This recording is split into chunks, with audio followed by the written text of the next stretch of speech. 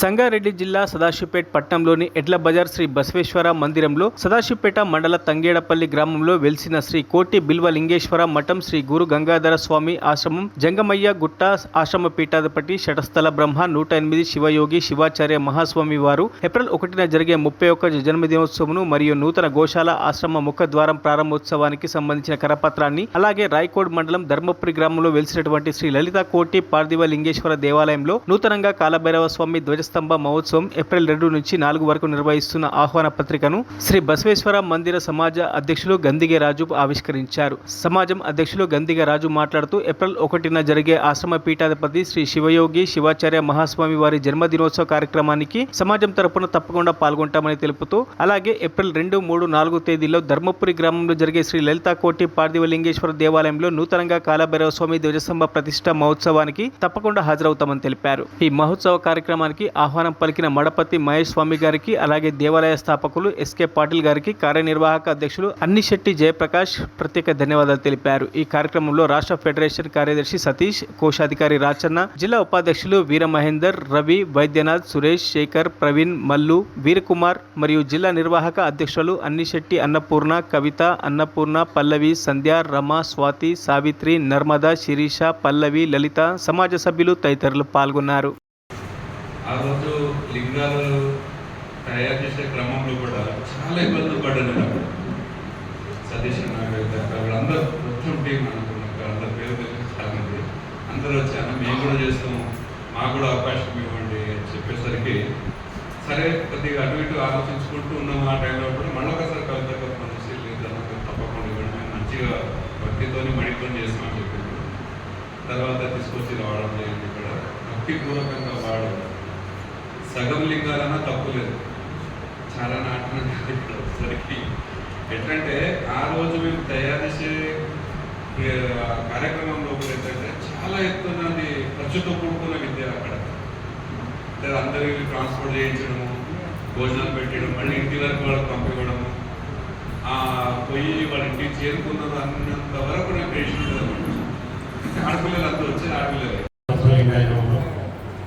ఈరోజు కోటి పార్థివలింగ దేవస్థానం వ్యవస్థాపకులు ఎస్కే పాటిల్ గారు ఏప్రిల్ 2, 3, 4 తేదీలో జరిగే కార్యక్రమానికి వీరేశ్వర సమాజం, ఎడ్లబజార్ సమాజం మహిళలు సభ్యులందరూ పాల్గొనని ఆహ్వానించడానికి వచ్చినారు. వారికి సమాజం తరఫున ధన్యవాదాలు తెలియజేస్తున్నాం.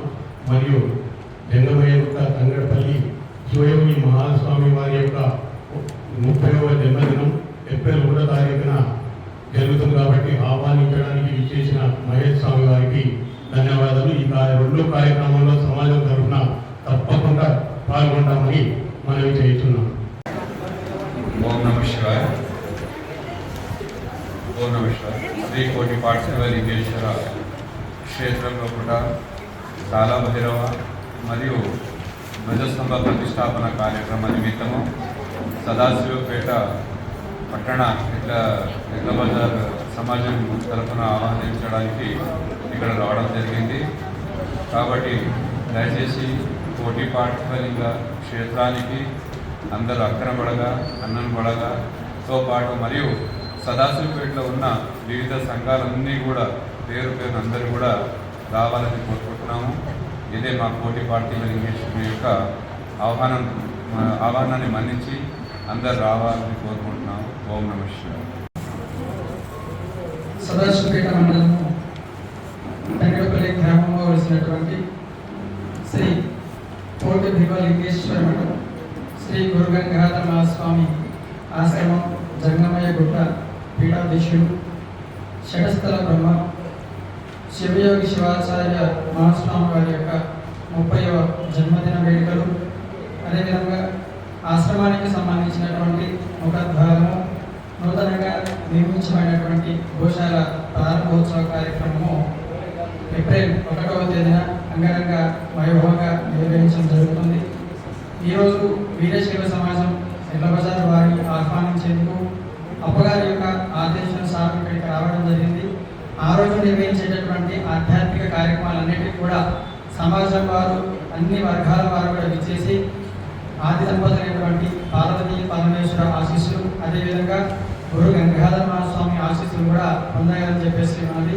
అదేవిధంగా శ్రీ లలిత కోటి పార్థవలింగేశ్వర స్వామి దేవాలయ ప్రాంగణంలో కాలభైరవ స్వామి అదేవిధంగా ధ్వజస్తంభ ప్రతిష్టా మహోత్సవానికి 3 రోజుల పాటు 2, 3, 4 ఏప్రిల్ మాసంలో నిర్వహించబడుతుంది. కాబట్టి ఈ 2 ఆధ్యాత్మిక కార్యక్రమాలన్నింటినీ కూడా విజయవంతం చేసి ఆది దంపతులైనటువంటి పార్వతీ పరమేశ్వర యొక్క సంపూర్ణమైనటువంటి అనుగ్రహాలు అందరూ కూడా పొందగలని తెలియజేస్తూ శుభం.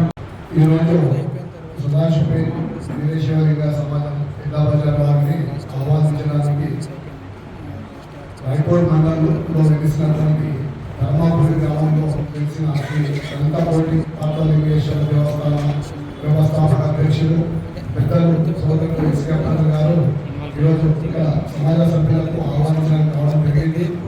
ముఖ్యంగా ఉద్దేశం ఏంటంటే 2, 3, 4 రోజులలో అక్కడ జరిగే జాతరోత్సవానికి మరియు కాలభైరవ దేవస్థానం స్థాపనకు ఏర్పాటు చేయడం జరుగుతుంది. కాబట్టి అందరికీ ఆ కార్యక్రమంలో ఆహ్వానించడానికి రావడం జరిగింది.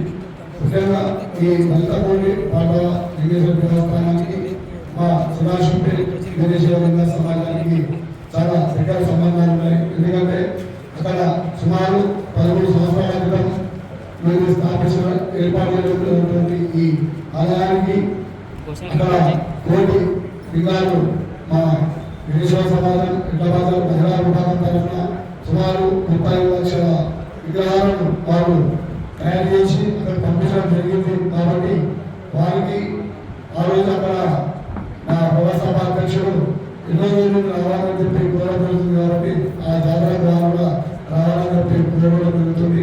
అదేవిధంగా ఈ కోటి పార్వతీశ్వర దేవస్థానం ఒక చాలా మహిమగల దేవస్థానం. అక్కడ సుమారు 5 ఎకరాలలో ఈ దేవస్థానం ఏర్పడడం జరిగింది. అక్కడ గోశాల ఉంది. కాబట్టి జిల్లాలోని వీరేశ్వర లింగాయలు అందరూ కూడా ఈ 2, 3, 4 రోజులు జరిగే కార్యక్రమాన్ని పాల్గొని విజయవంతం చేయాలని చెప్పి కోరుకుంటున్నాను. మరిన్ని అప్డేట్స్ కోసం మా ఛానల్ని సబ్స్క్రైబ్ చేయండి.